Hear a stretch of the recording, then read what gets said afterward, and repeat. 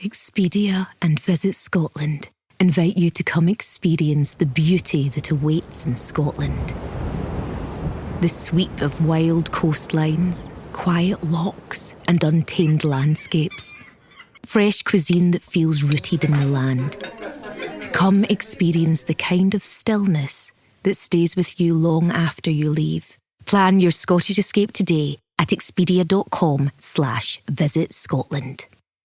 Study and play come together on a Windows 11 PC. And for a limited time, college students get the best of both worlds. Get the Unreal College Deal. Everything you need to study and play with select Windows 11 PCs. Eligible students get a year of Microsoft 365 Premium and a year of Xbox Game Pass Ultimate with a custom color Xbox wireless controller. Learn more at windows.com/student offer. While supplies last. Ends June 30th. Terms at aka.ms/collegepc.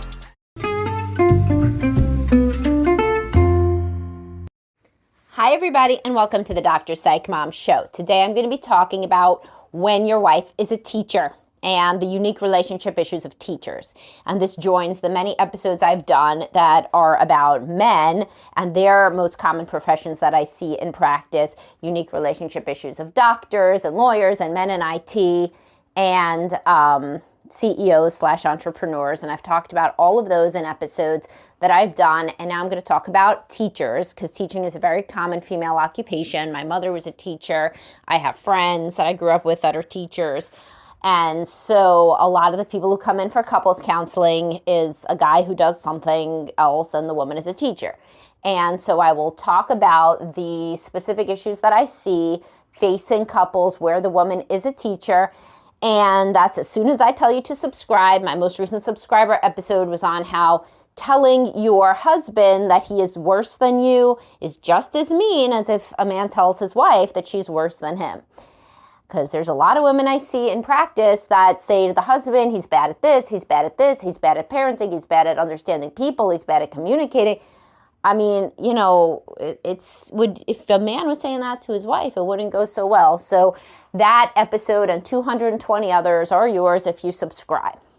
And the subscription link is always in the episode description.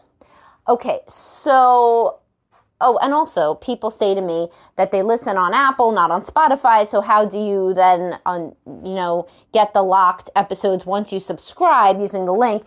It sends you an email, and then there's a link to how to listen to all of the episodes on every platform. Once you actually pay the money to subscribe, then you get those links for Apple and for whatever else. We're everywhere. Okay, so what do I see with teachers? So the thing is, teaching isn't just a profession, it's a vocation for many. They feel it's a calling. That's not every teacher. Some teachers obviously just want the time off in the summer and they want hours that are good with their kids' hours and they enjoy kids and, fine, good. But I'm talking about, so really there's two kinds of teachers then. There's teachers who think of it as just a job, a profession. They try to do their best, but it is really something that, they picked because of practical reasons. But then there's teachers who think it's a calling and that education is super important and they don't care that teachers don't make a lot of money because it would be like telling, it would be like saying you don't get a lot of money for parenting your child. I mean, you don't get any money, you pay money. But people still really care about parenting their kids, right? Because it's something that's more important to you than money. It has nothing to do with money.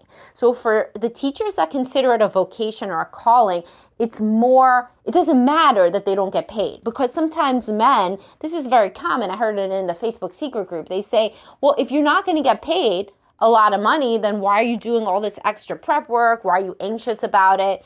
That doesn't have to do with anything. It'd be like saying to your wife, you don't get paid to take our kid to ballet, so why do you care about taking her to ballet? It's not like that. Or you don't get paid for cuddling with our dog, so why do you cuddle our dog? There's things that the money is incidental.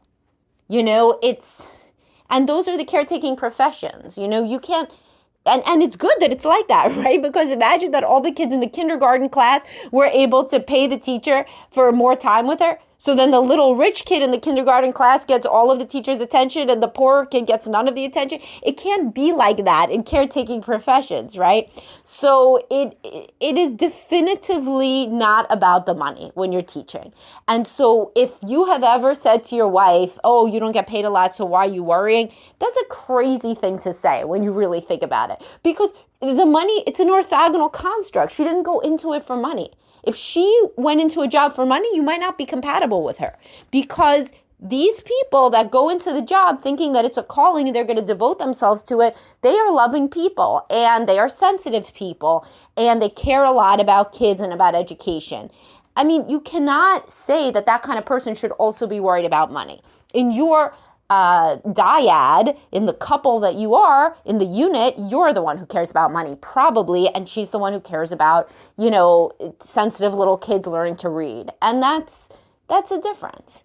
And so if you don't understand that the money doesn't mean anything and you still say, well, you don't get paid a lot, so then why are you worried? Would you say that if you were in the hospital and a nurse needed to catheterize you, right? If that's how you make that into a verb, to give you a catheter, would you want her to say, listen, I don't really get paid a lot as a nurse. I'm just going to shove this shit in there because who gives a shit, right? No, you want a caring person to be in the caretaking professions. And unfortunately, the caretaking professions don't get paid a lot. But your wife decided to do it anyway. So if you look at it, that's a nice thing. And you wouldn't really get along probably with her if she was an investment banker. Even if you're an investment banker, because there was something that drew you to somebody who wasn't another investment banker. So anywho, that's just like my TED talk about the guys who say she doesn't make a lot of money, so why is she working? Who cares? That isn't why you go into that job. That's not why you parent. That's not why you take care of pets. That's not why you exercise. There's a lot of things people do that don't get paid that are important to them that they worry about. Now, teachers, those ones that consider it a calling and are not just doing a job because they like kids and they get what they consider a good schedule, where, trust me, it's a lot of physical labor during the year for sure, but there are teachers, and I've met them, who say, well, we do get summers off and I do get to have my kids at my school, or I get to get home earlier than I would otherwise, and so that's why I do it. So there are teachers who do it based on the lifestyle, and there are teachers who do it based on the calling, but no matter what, teachers do, especially the vocation calling ones, do tend to have more anxiety. They just do. And this is something that I've observed over and over and over. And again, the personality type that cares about helping a kid and who thinks, well, this kid shouldn't be left out, and let's teach this one to read, and let's teach that one to draw, and what's everybody's special role in the school play? It's just a more sensitive person. It really just is. And there are higher rates of anxiety in women, and there are higher rates of anxiety in sensitive people. And these are conscientious people. They think about worst case scenarios, and it just is what it is. I mean, of course they should work on their anxiety. Of course. Nobody should be hampered by anxiety. But if you look back at your wife before she became a teacher, if you knew her then, she also probably struggled with anxiety. So that's a big point. It's like a lot of people, there's a lot of complaining in teaching about the administration, and a lot of it is because you don't get paid very much. So then you feel like, fuck you guys, I'm doing this basically for very little money. Can't I get, some more help or some more resources? Or don't the kids deserve to get more resources? It's kind of like, these are children advocates, teachers. So they speak for those who can't speak. They're always advocating for a child. They're always trying to help a child. That really puts you in a certain space where you do see more of a victim perpetrator mentality. So like, your kid doesn't have the money to go on the field trip, so then you have to advocate for them to go on the field trip. You keep on doing these things over and over, and you start to always feel like it's David versus Goliath. And then if you couple that with the fact of who's originally drawn to this occupation is more sensitive people, then you can get a very anxious person. So first of all, the issue that impacts the marriages is the anxiety. And for the guys, as I said, who talk about the money, they say all this anxiety and then she doesn't even get paid. She's up all night doing lesson plans and it's not even like she gets paid for it. Well, I just told you that's stupid, right? So don't say that one anymore. It's ridiculous. It would be like her saying all this time in the gym and he doesn't even get paid for it, right? I mean, because you don't. And so there are things that people do. So you got to not think of teaching as just a job. You got to think about it as a job plus a calling or a hobby or a lifestyle or however. But anyway, the other thing that is real is that men say, don't talk to me like I'm your student. And this is a thing, like this actually is a thing where women who are teachers go into teacher mode with the guy and they talk down to him as though he's in their class. And the smaller their children are, the more of a small child they talk to him as. So if you're a second grade teacher and your husband leaves the cabinet open, you're at risk of being somebody who says, well, what did I tell you about the cabinet? In that sing-song voice that then makes your husband want to rip out his eyes because he says, I'm not one of your students. I'm not 7 years old, whatever. And I've seen this happen many, many times. So that is something to work on for sure and to know is real. And that is like a real comment that I hear all the time from men who are married to teachers is this is how she talks to me. It's like I'm one of her students and it's really upsetting. So, there is obviously truth to that. So the anxiety, the talking down, and then of course there's the fact that the women who are drawn to this occupation, as I said, they tend toward anxiety. Well, and also they're very conscientious. So what did I already teach you? Who goes along with that? A man with ADHD. So very frequently, these women are coupled with men who do need more executive functioning help. And they are making all the lists and preparing all his stuff and making doctor's appointments for him and over-functioning the same way that they would over-function for a child in their class. And so this is a dynamic that I see as like the ADHD guy with the anxious, conscientious teacher and wife. And so that woman eventually, at first, she was using all of those skills on him, but it turns into that then not only is she a teacher, but usually she becomes a mother. And then she's like, man, take care of yourself. And he can't because he never did. Or he can, but I mean, it's going to not look like what she wants. He's not going to do his laundry right. He's not going to shower enough. He's not going to book a doctor's appointment because he never could.